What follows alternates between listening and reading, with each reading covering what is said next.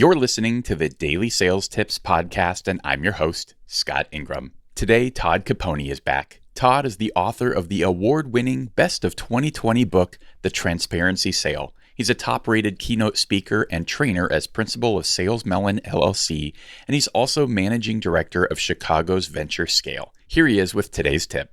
Hi, I'm Todd Caponi, and for today's tip, I want to focus on those that are in the interview process, that are looking for a job and going out for interviews, because that really is kind of a sales pitch, right?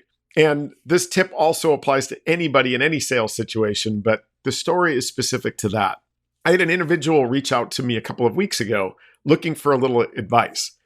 He was going in for a final interview, and it was going to be in front of a panel, a virtual panel. And the problem that he was facing is that the job requirement listed out that he is required to have 5 years of SaaS tech experience. And as it turns out, he had none. And he knew that the other candidates had the requisite experience. And he wanted to know, how should he deal with that during the interview? And here was the advice. Lead with it. Start the conversation with it. Be vulnerable. Lead with what potentially could be a flaw, because that panel, they're probably all thinking it. They're all realizing it. And if we come out and address what could be the negative at the beginning, it is incredibly disarming. It builds trust. And when you start talking about the pros of who you are, or if you're selling a product, service, technology, what those are, it goes through the brain's filter much more effectively versus when we feel like we're being influenced. And so that's what I told him to do. To start the conversation by saying, hey, listen, before we get too far down the path, I do understand that the job requires that I have 5 years of SaaS tech experience. And unfortunately, as you know, I don't have any. So can we talk through that requirement? Because if it's going to be important, I'm probably going to save you a lot of time here. But obviously, I also am super excited about this role and think I can do great in it. But again, if that's going to be the main criteria, let's address that now.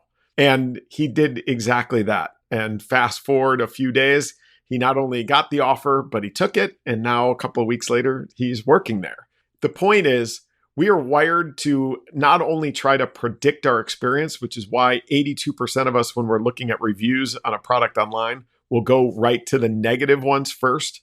But when there's something that's bothering us, we want that addressed up front. When you think about any sales situation, if there's something that could potentially be a roadblock, addressing it at the beginning versus addressing it at the end will make all the goodness in between resonate much more effectively, because it's built on a foundation of trust. So give it a try. If you're going through an interview process, what are the reasons why, if you were in the hirer's shoes, that they wouldn't want to hire you? Address those things, especially when they're obvious, especially when they're aligned with what the job requirement is going to be. And you're going to find that you build trust and you end up with more options, because I'm telling you, the effectiveness of that approach sells. Transparency sells. Leading with your flaws sells, and your imperfections could be exactly the reason why you get your next job. So good luck. Try it out. Can't wait to hear how it goes. You'll find more about Todd and the video version of this tip where you can see Todd at dailysales.tips/506, where you can connect with him on LinkedIn and grab a copy of his book, The Transparency Sale, if you haven't already. It's also available on Audible. Once you've done that, be sure to come back tomorrow for another great sales tip. Thanks for listening.